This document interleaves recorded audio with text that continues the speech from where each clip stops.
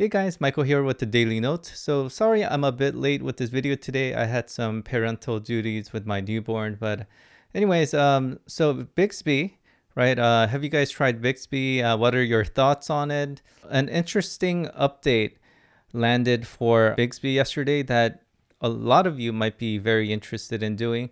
So if you want to make Bixby just disappear off of your device for good, Samsung has updated Bixby where you could virtually do just that. Literally, it's like you just almost can't find Bixby on your device anymore after you do this update and make some setting changes. So let me just walk you through that just in case you're interested. I'm not going to disable Bixby personally myself because I want to try to play with it a bit more and see if I could do something useful with it. So if you go to Bixby, probably, I'm sure you guys are all aware, you could just hit this button one time and there you go. And if you got the update already, you should have this Bixby key.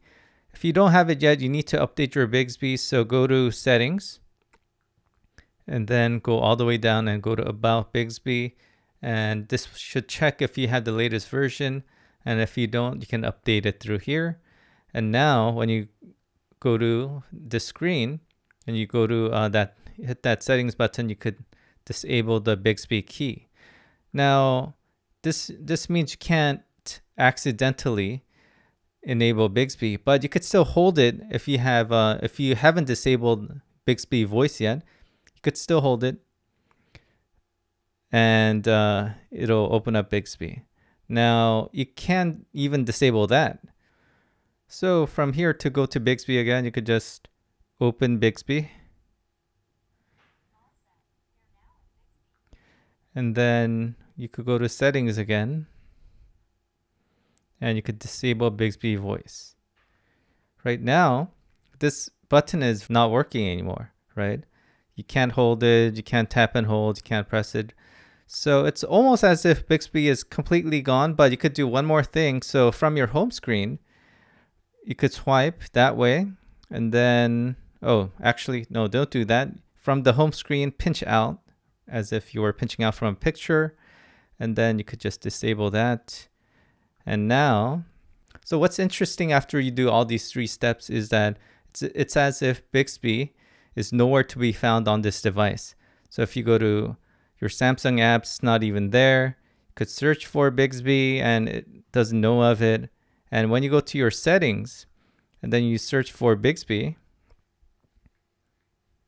it is not aware of what Bixby is. So it's almost as if it's gone for good. However, if you want to enable everything again, you could just pinch out and then you could just enable this. And then you could go here.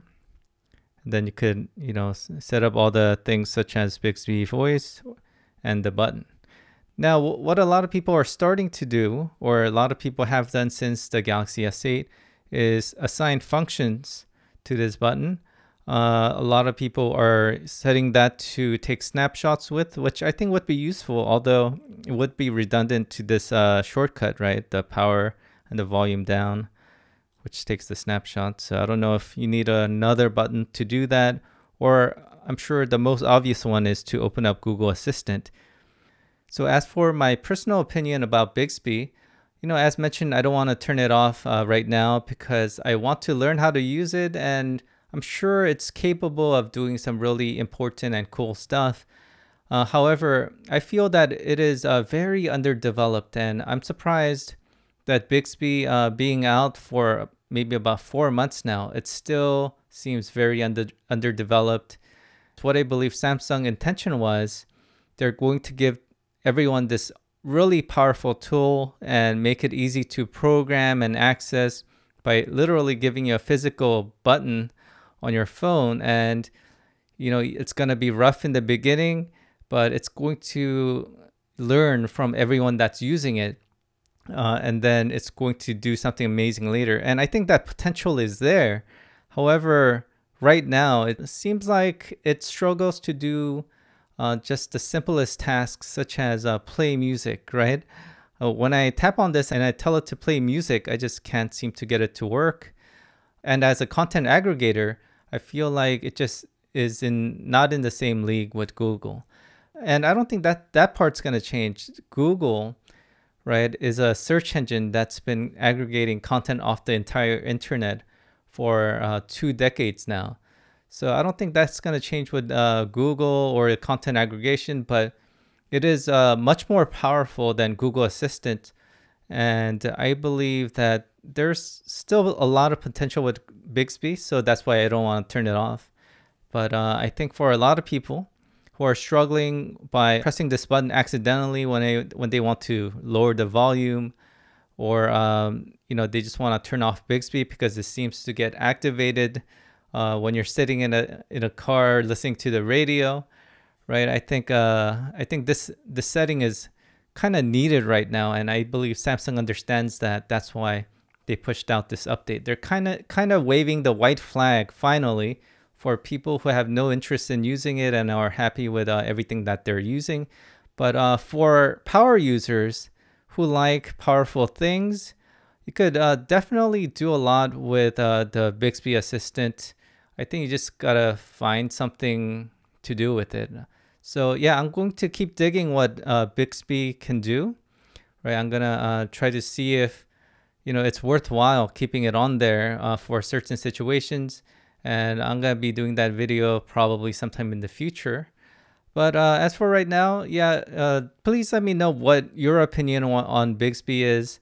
Have you turned it off? Or actually, what I'm more interested in is, have you found some really good uses for the Bixby? Or have you actually found a good replacement, right? Have you programmed your Bixby button to do something else? So please let me know in the comments. So anyways, that's my video for today. And sorry I was late today on the video. And I'll be putting one up shortly, probably in the next 12 hours for day 4, I guess.